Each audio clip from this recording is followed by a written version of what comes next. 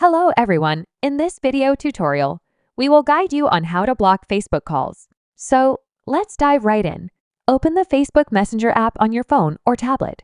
Locate the conversation thread from the person you want to block calls from.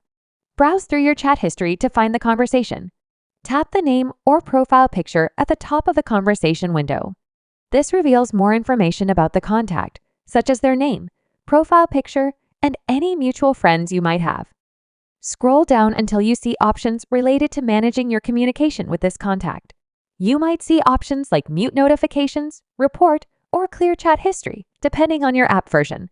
Look for an option labeled block or block messages and calls. Tap block or block messages and calls. A confirmation pop-up might appear asking you to confirm your decision. Tapping block or block messages and calls again will finalize the block.